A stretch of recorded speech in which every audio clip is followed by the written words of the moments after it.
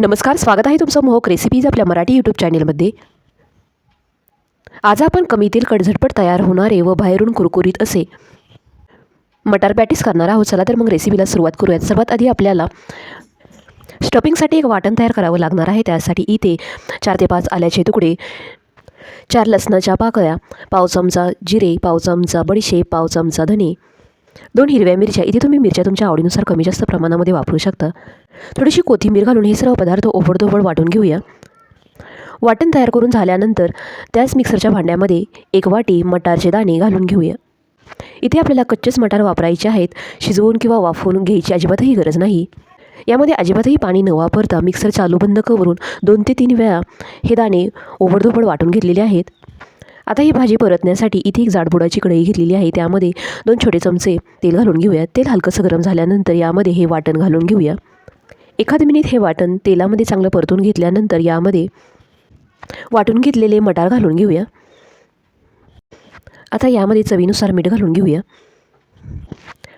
5 ते 6 मिनिटांसाठी मध्यम आचेवरती आपल्याला ही भाजी छान परतून घ्यायची आहे. मटारचा कच्चेपणा जाईपर्यंत आपल्याला ही भाजी चांगली परतून घ्यायची आहे. तरच भाजी खमंग लागते. आता सर्वात शेवटी यामध्ये पाव चमचा धनेपूड, पाव चमचा जिरेपूड, पाव चमचा आमचूर पूड, अर्धा चमचा साखर घालून परत एकदा चांगलं परतून घेऊया. तर अशा प्रकारे इथे आपली भाजी तयार झालेली आहे. आपल्याला कॉर्नफ्लोअरची स्लरी तयार करून घ्यावी लागणार आहे. त्यासाठी इथे 1 चमचा कॉर्नफ्लोअर या वाटीमध्ये घालून घेऊया. त्यानंतर यामध्ये 2 चमचे पाणी घालून घेऊया. हे कॉर्नफ्लोअर या पाण्यामध्ये चांगलं मिक्स करून घ्यायचं आहे.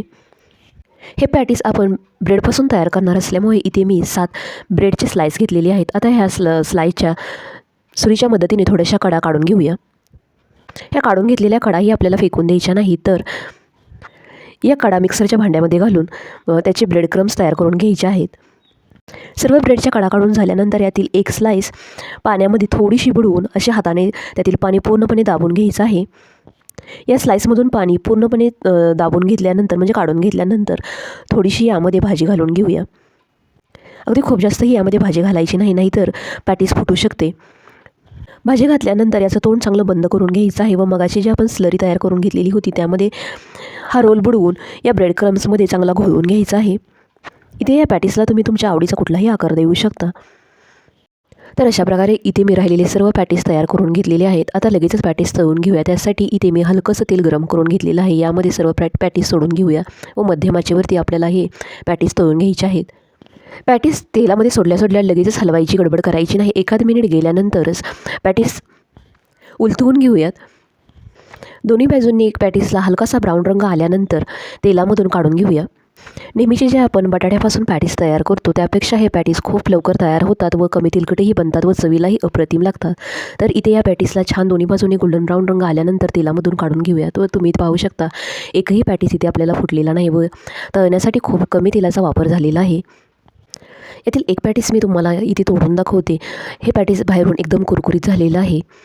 तुम्हीसुद्धा मटारचा सीझन संपायच्या आधी अशा प्रकारचे मटार पॅटीस नक्की करून बघा. पुन्हा भेटूयात अशाच एका नवीन रेसिपीसह. व्हिडिओ पाहिल्याबद्दल धन्यवाद.